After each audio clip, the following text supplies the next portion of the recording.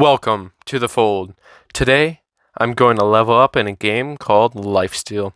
In case you've been living under a rock, Lifesteal is a type of Minecraft hardcore mode. Your hearts are your lives. Each time you lose a life, you lose a heart. Seems pretty straightforward, right? Well, here's the catch. If you kill someone, you gain a heart. Like all the YouTubers, I plan on becoming one of the most powerful players on the server. But I'd like to do it in style.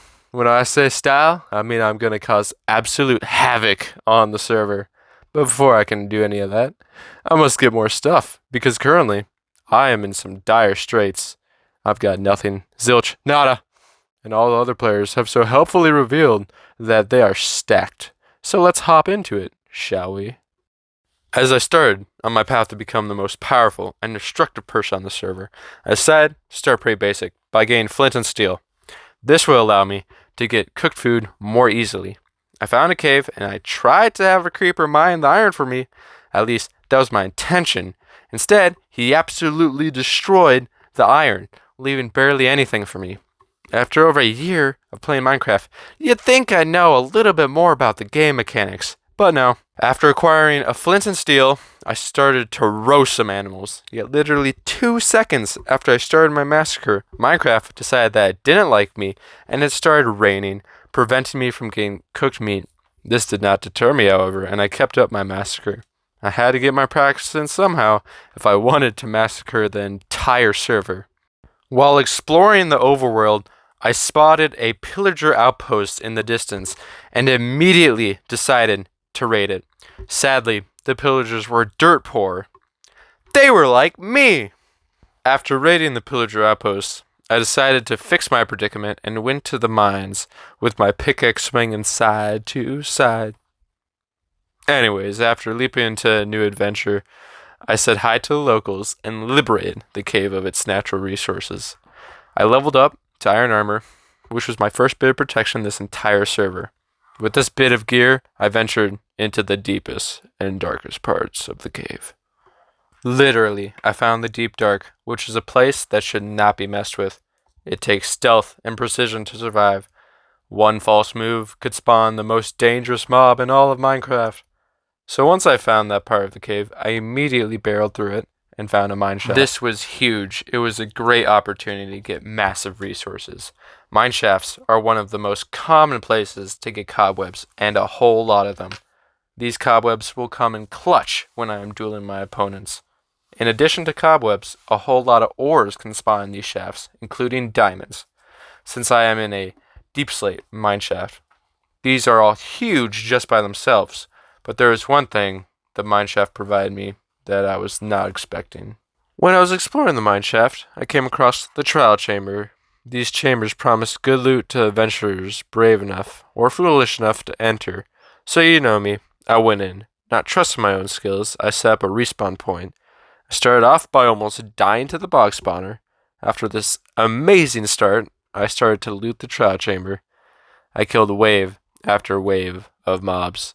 I took everything the trial chamber could throw at me. I'd like to ask just one thing.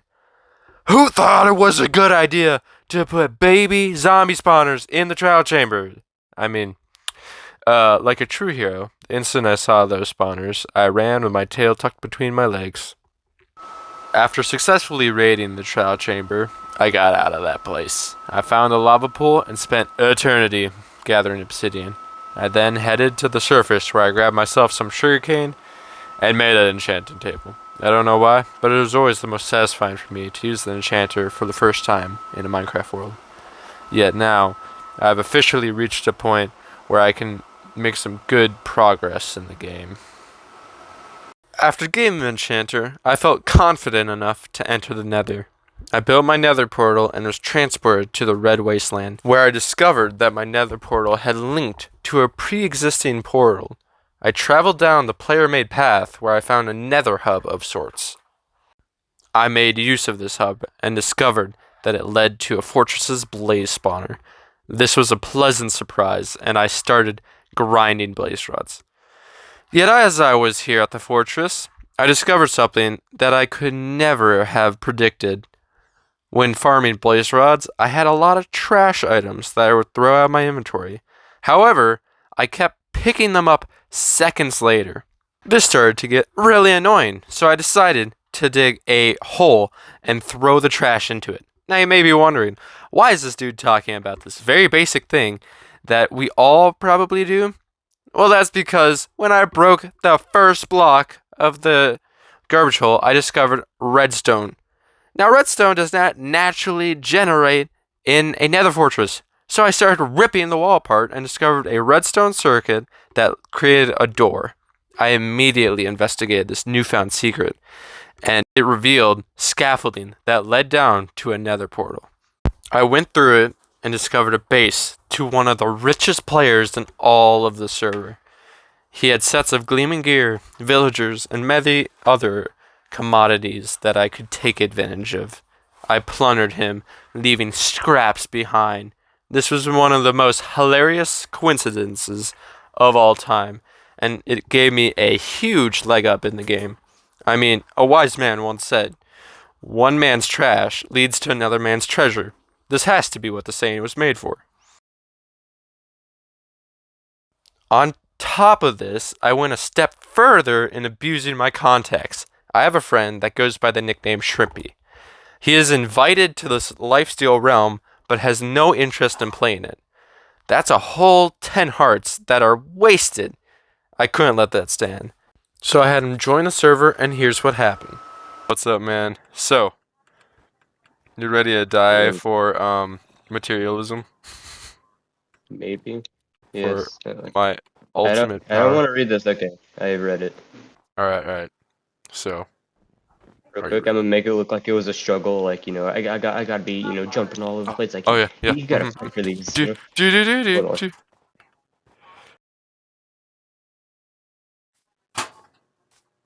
Come back here. I got an extra heart. It works. When you His realm isn't scuffed. fight me, Spartan. Oh, oh, oh. Boom. Get back here. Get Yeah, back. kill me. I'm built different. You sure about that? Fairly certain. How you gonna kill me if the snow has already? Oh, we're not.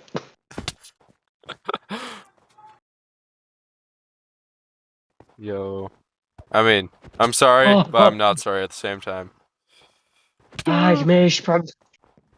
Bro, I can't even punch you. What HP? I'm still standing. I'm still standing. Do you want to be left? Nope. Get back here. I'm gonna punch you with bread. No, Get bread, fool. No.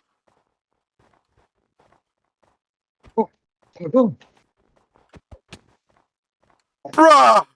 You lost my last heart! Oh, wait a minute. No, it gave it to me.